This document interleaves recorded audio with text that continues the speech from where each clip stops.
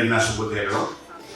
ಶ್ರೀಯುತ professor M ಕೃಷ್ಣೇಗೌಡರವರು ಕರ್ನಾಟಕದ ಮೈಸೂರಿನ ಪ್ರಸಿದ್ಧ ವಾಗ್ಮಿ, ಬರಹಗಾರ ಮತ್ತು ಶಿಕ್ಷಣ ತಜ್ಞ. 1958ರಲ್ಲಿ ಮಂಡ್ಯ ಜಿಲ್ಲೆಯ ಕನಕನಮರಡಿಯಲ್ಲಿ ಜನಿಸಿದ ಇವರು ಕನ್ನಡದಲ್ಲಿ ಸ್ನಾತಕೋತ್ತರ ಪದವಿ ಪಡೆದ ನಂತರ 1983ರಲ್ಲಿ ತಮ್ಮ ಬೋಧನಾ ವೃತ್ತಿಯನ್ನು ಪ್ರಾರಂಭಿಸಿದರು. ಇವರು ಮೈಸೂರಿನ ಸೇಂಟ್ ಫಿಲೋಮಿನಾ ಕಾಲೇಜಿನಲ್ಲಿ ಉಪನ್ಯಾಸಕರಾಗಿ ನಂತರ ಪ್ರಾಂಶುಪಾಲರಾಗಿ ಸೇವೆ ಸಲ್ಲಿಸಿದರು. ಪ್ರಭಾವಿ ಸಾರ್ವಜನಿಕ ಭಾಷಣಕಾರರಾಗಿರುವ ಇವರು ಕನ್ನಡದಲ್ಲಿ ತಮ್ಮ ವಾಗ್ಮಿತೆ ಮತ್ತು ಚಾತುರ್ಯಕ್ಕೆ ಹೆಸರುವಾಸಿಯಾಗಿದ್ದಾರೆ. ಇವರು ಜಲದ ಕಣ್ಣು ಸೇರಿದಂತೆ ಹಲವಾರು ಪುಸ್ತಕಗಳನ್ನು ಬರೆದಿದ್ದಾರೆ. ಇದು ಅವರ ಹಾಸ್ಯ ಮತ್ತು ಸಾಮಾಜಿಕ ಒಳನೋಟವನ್ನ ಪ್ರತಿಬಿಂಬಿಸುತ್ತದೆ. ಶ್ರೀಯುತ ಪ್ರೊಫೆಸರ್ ಕೃಷ್ಣೇಗೌಡರವರು ಸಮಗ್ರ ಶಿಕ್ಷಣಕ್ಕೆ ಒತ್ತು ನೀಡುತ್ತಿದ್ದಾರೆ. ವಿದ್ಯಾರ್ಥಿಗಳ ಗ್ರಹಣ ಶಕ್ತಿಯ ಆಧಾರದ ಮೇಲೆ ಬೋಧನೆಗಾಗಿ ಪ್ರತಿಪಾದಿಸುತ್ತಿದ್ದಾರೆ. ಇವರು ಸಾಂಸ್ಕೃತಿಕ ಮತ್ತು ಶೈಕ್ಷಣಿಕ ವೇದಿಕೆಗಳ ಮೂಲಕ ಸಾವಿರಾರು ಜನರಿಗೆ ಸ್ಫೂರ್ತಿ ನೀಡುತ್ತಿದ್ದಾರೆ. ಇವರ ಕೆಲಸವನ್ನ ಗುರುತಿಸಿ ಕರ್ನಾಟಕ ಸರ್ಕಾರ ಇವರಿಗೆ ಕನ್ನಡ ರಾಜ್ಯೋತ್ಸವ ಪ್ರಶಸ್ತಿ ಮತ್ತು ಡಾಕ್ಟರ್ ಶಿವರಾಮ ಕಾರಂತ ಪ್ರಶಸ್ತಿ ನೀಡಿ ಗೌರವಿಸಿದೆ. ಇವರ ಭಾಷಣಗಳು ಹೆಚ್ಚಾಗಿ ಕನ್ನಡ ಭಾಷೆ, ಮೌಲ್ಯಗಳು ಮತ್ತು ಸಾಂಸ್ಕೃತಿಕ ಮೌಲ್ಯವನ್ನ ಉತ್ತೇಜಿಸುತ್ತವೆ. ಇವರು ಕರ್ನಾಟಕದ ಬೌದ್ಧಿಕ ಮತ್ತು ಸಾಂಸ್ಕೃತಿಕ ಭೂದೃಶ್ಯದಲ್ಲಿ ಗೌರವಾನ್ವಿತ ಧ್ವನಿಯಾಗಿ ಉಳಿದಿದ್ದಾರೆ. ಶ್ರೀಯುತರು ಇಂದು ಮುಖ್ಯ ವಿಷಯಗಳ ಅಧ್ಯಯನದಲ್ಲಿ ಭಾಷೆಗಳ ಮಹತ್ವ ಎಂಬ ವಿಷಯದ ಬಗ್ಗೆ ಈ ಅವಧಿಯಲ್ಲಿ ತಿಳಿಸಿಕೊಳ್ಳಲಿದ್ದಾರೆ. Sir, please. ರವಿಗೆ ಕಾಂತಿಯ ನೀವ ನಿನ್ನ ಕಣ್ಣೀಕ್ಷಿಸಲು ಪಾಪ ತಾನುಳಿಯುವುದೇ ಪಾಪವಾಗಿ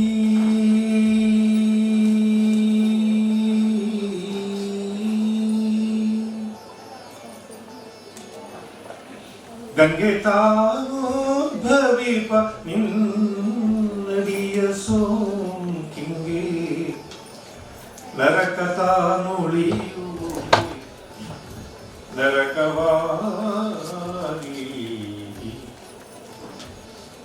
ಮುಚ್ಚುಮರೆಯಿಲ್ಲದೆ ನಿನ್ನ ಮುಂದೆಲ್ಲವರು ಬಿಚ್ಚಿಡುವೆ ಓ ಗುರುವೇ ಅಂತರಾತ್ಮ.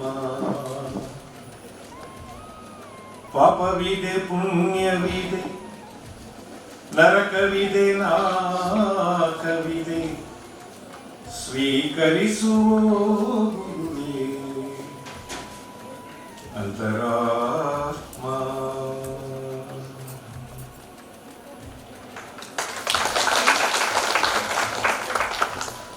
ಪೇಜಾವರ ಮಠದ ಗುರು ಪರಂಪರೆಯಲ್ಲಿ ಶ್ರೀಪಾದಗಳಲ್ಲಿ ನಮ್ರ ಭಕ್ತಿಯ ಪ್ರಣಾಮಗಳನ್ನು ಸಲ್ಲಿಸಿ ಈ ಸಮಾರಂಭದಲ್ಲಿ ಉಪಸ್ಥಿತರಿರುವ ಶ್ರೀ ಮುರಳೀಧರ ಭಟ್ ಅವರೇ, ಆತ್ಮೀಯ ಮಿತ್ರರಾದ ಶ್ರೀ ವಾಸುದೇವ ಭಟ್ ಅವರೇ,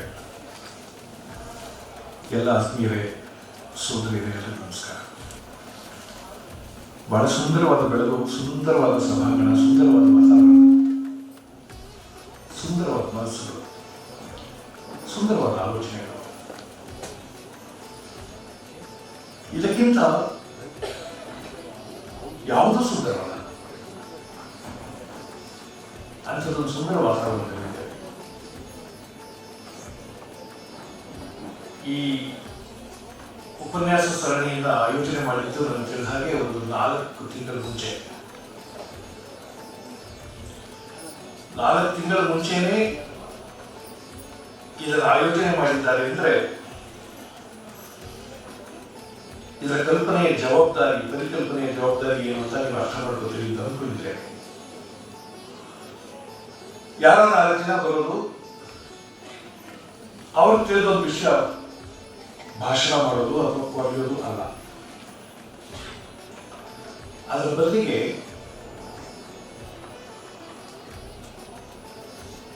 ನೀವಿಲ್ಲಿ ಬಂದು ಹೋಗುವುದರೊಳಗೆ ನಿಮ್ಮ ಮನಸ್ಸುಗಳನ್ನ ಧನಾತ್ಮಕವಾಗಿ ಚಾರ್ಜ್ ಮಾಡ್ಕೋಬೇಕು. ಬಹಳ ಮುಖ್ಯವಾದದ್ದು. ನಾನು ಬಹಳ ಸಲ ನಾನು ಉಪನ್ಯಾಸದಲ್ಲಿ ಒಂದು ಮಾತು ಹೇಳ್ತೀನಿ, ಅದರಲ್ಲೂ ಅಧ್ಯಾಪಕರನ್ನು ಉದ್ದೇಶಿಸಿ ಮಾತಾಡೋ ಒಂದು ಮಾತು ಹೇಳ್ತೀನಿ. ನಿಮ್ಗೆ ತುಂಬಾ ಪಾಠ ಮಾಡಬೇಕು ಅಂತ ಆಸೆ ಇದ್ರೆ, ನೀವು ಪಾಠ ಮಾಡಬೇಕು ಅನ್ನುವ ಆಸೆಯಿಂದಲೇ ಅಧ್ಯಾಪಕರಾಗಿದ್ರೆ ಬೇಗ ಬೇಗ ಪಾಠ ಮಾಡ್ಕೊಳ್ಳಿ. ಯಾಕೆಂದ್ರೆ ನಿಮ್ಮ ವೃತ್ತಿಗೆ ಭವಿಷ್ಯ ಇಲ್ಲ.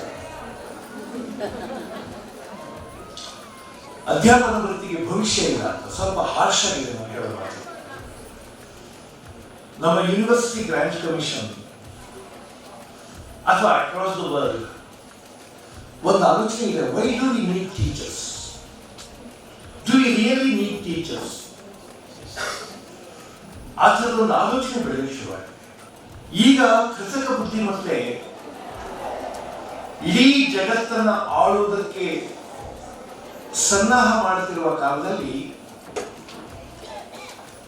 Do we really need human teachers to teach students? That is a major question. Unless you prove your existence, unless you prove your necessity, you will have no place in the system.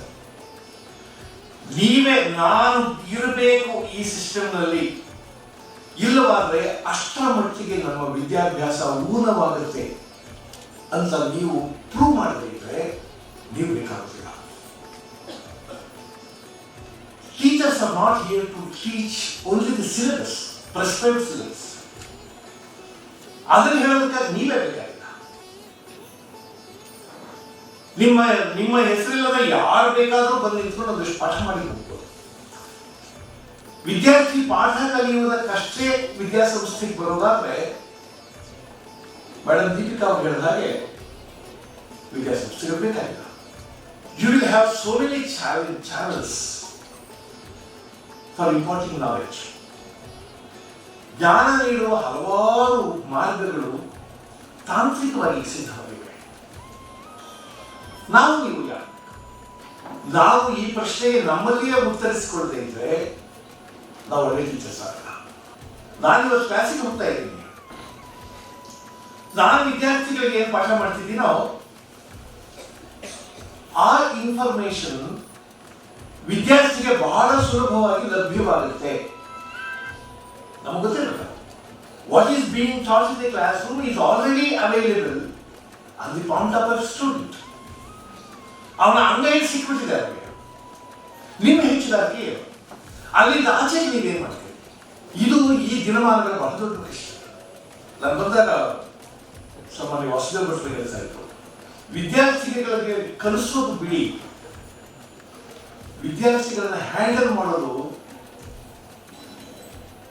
It's a Herculean task these days. ನಿಮಗೆ ಅರಿವಿದೆಯೋ ಗೊತ್ತಿಲ್ಲ. ಜಗತ್ತಿನಾದ್ಯಂತ ಈವಾಗಿನ ತಲೆಮಾರಿನ ಮಕ್ಕಳನ್ನ ಹೇಗೆ handle ಮಾಡಬೇಕು ಮತ್ತು how to make them productive, ಅವರನ್ನು ಉಪಯುಕ್ತ ಮಾಡೋದು ಹೇಗೆ ಅಂತ ಬಹಳ ದೊಡ್ಡ ಅಧ್ಯಯನ ನಡೀತಾ ಇದೆ. ನೀವು ಜೆನ್ ಝಿ ಬಗ್ಗೆ ಕೇಳಬಹುದು. ಜನರೇಷನ್ ಝೆಡ್ ಅಂತ. ಆ ಜನರೇಷನ್ ಝೆಡ್ ಮನಸ್ಥಿತಿ ಏನು ಅಂತ ಜಗತ್ತಿನಾದ್ಯಂತ ಬಹಳ ಅಧ್ಯಯನ ನಡೀತಾ ಇದೆ. ಈಗ ನಿಮ್ ಕೈ ಸಿಗ್ತಾ ಇರೋದು ಜನರೇಷನ್ ಆಲ್ಫಾ. ನಾನು ಅದೆಲ್ಲ ವಿವರವಾಗಿ ಹೇಳೋದಿಲ್ಲ, ನೀವು ಓದ್ಕೊಳ್ಳಿ. How to make them productive, ಅವರ ಮನಸ್ಥಿತಿ ಏನು? ನಮ್ಮ ತಲೆಮಾರಿನವರಿಗೆ ಹಸಿದ ಹೊಟ್ಟೆ ಗೊತ್ತಿತ್ತು, ಬರಿಗಾಲ ಗೊತ್ತಿತ್ತು. They lived with so many adversities. ಬಹಳ ಅನಾನುಕೂಲ ಪ್ರತಿಕೂಲ ಪರಿಸ್ಥಿತಿಯಲ್ಲಿ ಬದುಕಿ ಗೊತ್ತಿತ್ತು. ಈವಾಗಿನ ಮಕ್ಕಳಿಗೆ ಅನಾನುಕೂಲ ಪರಿಸ್ಥಿತಿ, ಪ್ರತಿಕೂಲ ಪರಿಸ್ಥಿತಿ, ಬರಿ ಹೊಟ್ಟೆ, ಖಾಲಿ ಹೊಟ್ಟೆ ಗೊತ್ತಿಲ್ಲ. ಒಂದು ದಿಂಬಿನ ಮೇಲೆ 2 ಮಕ್ಕಳು ನಿದ್ದೆ ತಲೆ ಹಾಕೊಂಡು ಮಲಗಿಲ್ಲ. ಒಂದು ಬ್ಲಾಂಕೆಟ್ 2 ಮಕ್ಕಳು ಶೇರ್ ಮಾಡಿಲ್ಲ. ಒಂದು ತಸೆಯಲ್ಲಿ 2 ಮಕ್ಕಳು ಊಟ ಮಾಡಿಲ್ಲ. ಆ ಜನರೇಷನ್ ನಾವು ಕಳಿಸ್ತೇವೆ. ಅವ್ರ ಡಿಸ್ಕಂಫರ್ಟ್ಸ್ ಗೊತ್ತಿಲ್ಲ. ನಮ್ಮ ಪೇರೆಂಟ್ಸ್ ಬರ್ತಾರೆ, ನಮ್ಮ ಮಕ್ಕಳನ್ನ ತುಂಬಾ ಸುಖವಾಗಿ ಸಾಕಿದ್ವಿ ಸರ್, ಜೋಪಾನ ಸರ್ ಅಂತ. ಈ ಕಾಲದಲ್ಲಿ ಅದು ನಮಗೆ ವಿಚಿತ್ರ ಅಂತ ಅನಿಸೋದಿಲ್ಲ. ನಾವೆಲ್ಲ ಸ್ಕೂಲ್ ಬಿಡುವಾಗ ಬೇರೆ ವಾದಿರಿ ಮೂಳೆ ಮುರುಗಿ ಸಾಯಿಸ್ಬಿಟ್ಟು ಕೇಳಿಲ್ಲ, ಕಲಿಬೇಕಷ್ಟೇ. ಅವನು ಕಲೀಲಿಲ್ಲ, ವಾಲ್ತಾಗ್ತದೆ. ನೀವೀಗ ಪೇರೆಂಟ್ಸಿಗೆ ಮಾತಾಡೋದಿಲ್ಲ. ನಾನು ಯಾರೋ ಸಂಬಂಧಿಸ್ಕೊಂಡು ಹೋಗಿದ್ದೆ, ಎಲ್ಲ ಬಹಳ ಮಕ್ಕಳನ್ನ ಮುಚ್ಚ ಕೈಯಿಂದ ಸಾಕಿದ್ದಾರೆ. ಒಂದೊಂದು ಎರಡೆರಡು ಮಕ್ಕಳು ಇರ್ತಾರೆ. ಇಡೀ ಸಂಸಾರದ ಕೇಂದ್ರ ಆ ಮಗು ಆಗಿರುತ್ತೆ. ಎಲ್ಲರ ಆಸಕ್ತಿಯ ಮಗುವಿನ ಮೇಲೆ ಇರುತ್ತೆ. ಎಲ್ಲರ ಮುಚ್ಚಕ್ಕೆ ಅಕ್ಕರೆ, ಪ್ರೀತಿ, ವಾತ್ಸಲ್ಯ ಎಲ್ಲವೂ ಆ ಮಗುವಿನ ಮೇಲೆ ಸುರಿಯುತ್ತೆ. ಮಗುವಿಗೆ I am not only the centre of this family, the centre of the universe ಅಂತ ಅನ್ಕೊಳ್ತೇನೆ. ಆ ಥರದ್ದು ಫೀಲಿಂಗ್ ಬರೋದು. ಆ ಮಗು ಯಾವುದಕ್ಕೂ ತಹತಹ ಪಡೋದಿಲ್ಲ. ಅದು ಕೇಳೋಕ್ ಮುಂಚೆ ತಂದುಕೊಡು. ಇಂಥ ಮಕ್ಕಳ ಮನಸ್ಥಿತಿ ಏನು ಅಂತ ಯೋಚನೆ ಮಾಡಬೇಕಾಗುತ್ತೆ. ನಾನು ಇದನ್ನು ಕೂತು ಯಾವುದಾದ್ರು ಒಂದು ಸೆಷನ್ ಮಾತಾಡ್ತೀನಿ, ಯಾವ್ದಾದ್ರು ಕರೆ.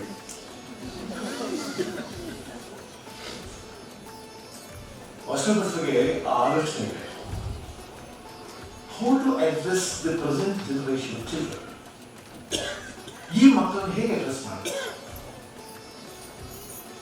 ಅವ್ರು ನಾವು ಟೀಚರ್ಸ್ ಹೆಂಗ್ ಪಾಠ ಮಾಡ್ತಿದ್ರು ನಾವು ಹಂಗೆ ಪಾಠ ಮಾಡ್ತಿದ್ದೀವಿ ಇನ್ನು, ಅಥವಾ ಅಷ್ಟು ಚೆನ್ನಾಗೂ ಪಾಠ ಮಾಡ್ತಿಲ್ಲ. ನಾನು I have seen the wonderful teachers of that age. ಆ ಕಾಲದ ಅದ್ಭುತವಾದ ಟೀಚರ್ಸ್ ನಾನು ನೋಡಿದ್ದೀನಿ, ಅವರಿಗೆ ಪಾಠ ಕೇಳಿದ್ದೀನಿ.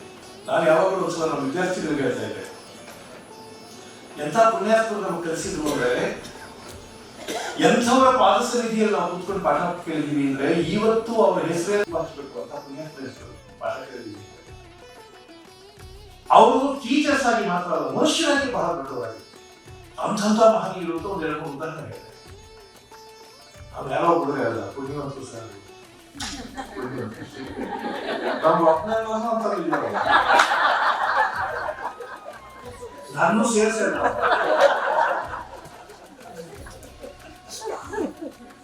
It's not just a joke. ನಾವು ಎಷ್ಟು ಜನ ಇದ್ದೀವಿ, ನೀವು ಇಲ್ಲಿ ಕೂತಿದ್ದೀರಲ್ಲ, ಇದರ ಆಸ್ಪಾಸ್ನಲ್ಲಿ the great teachers of this universities, great teachers ever, ಅವರೆಲ್ಲ ವಾಸ ಮಾಡಿದ್ದಾರೆ, ಅಂಥವರೆಲ್ಲ ನಡೆದಾಡಿದ್ದಾರೆ. ಇಲ್ಲಿ ಯಾವಾಗಲಾದ್ರೂ ಮಾತಾಡಿ ನಾವೆಲ್ಲಿದ್ದೀವಿ?